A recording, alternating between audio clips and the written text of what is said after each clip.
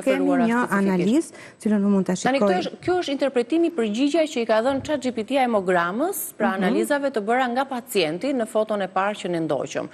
Të gjitha këto rekomandime, pra përsërit analizat specifike për pacientin, patjetër pyetje bën, dëshiron të vazhdoj dhe më tej. Por e kam parë edhe këtë pjesë. Nëse do të vazhdoj më tej, më jep informacion më të saktë. Por pyetja që i bëhet pacientët, sepse jo gjithë pacientët janë të komunikueshëm me mjekun. Mjeku duhet bëjë disa pyetje që të arrijë të marrë informacionin e duhur nga situata e pacientit. Kështu që ai të thotë nëse do të më japësh ti informacion, po ti duhet mjeku në radhë janë nxjerr vetë informacionin me pyetjet profesionale që i bën pacienti në lidhje me situatën që ai ka. Për shembull, shohim në analizën që ne kemi në ekran, shohim një hemogram. Një hemogram që shoqërohet me një neutrofil dhe limfocit në vlera brenda normës. Shohim një ulje të ruazave të bardhave. Një konsult të qartë dhe të sinqert, thot Çati po të bëj tani me këto analiza që është shumë i butë në përgjigje, nuk të alarmon. Analizave, çfarë nuk rezulton? ChatGPT-ja në konkluzionin në fund se unë e kam e ke në telefon. Po, e kam në telefon.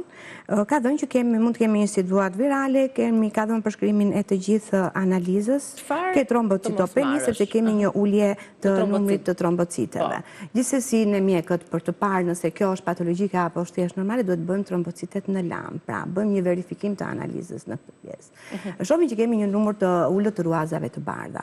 Kjo mund të jetë një situatë virale, po mund të jetë dhe një sëmundje kronike me probleme të gjatë. Po këto thotë edhe Çati, mund të jetë kjo, mund të jetë dhe ajo. Këto i jep edhe përgjigjen. Në përgjithësi të jep disa variante ku mund të orientohesh. Por nëse mjeku bën diferencimin në këtë pjesë që pacientin e ka përballë, e pyet për klinikën e tij, nëse ka ceshtima, nëse ka koll, nëse ka rruf, nëse ka dhimbje koke, nëse ka temperaturë. Pra e pyet për shenjat e virozës. Gjë me anën klinike përjashton një pjesë dhe thellohet te pjesa kronike për të dhënë analizat shtesë. A ke koll? Pyet ai gjërësisht. Të pyet për të gjitha, më trego më shumë për veten tënde. Më trego më shumë për veten tënde. Kjo është pyetje shumë e përgjithshme. Kjo është pyetje shumë e përgjithshme. Mjeku drejton pyetje specifike. Pikërisht, kjo është pyetje shumë e përgjithshme. Nuk të thotë a ke koll, thotë më thuaj më shumë për situatën tënde.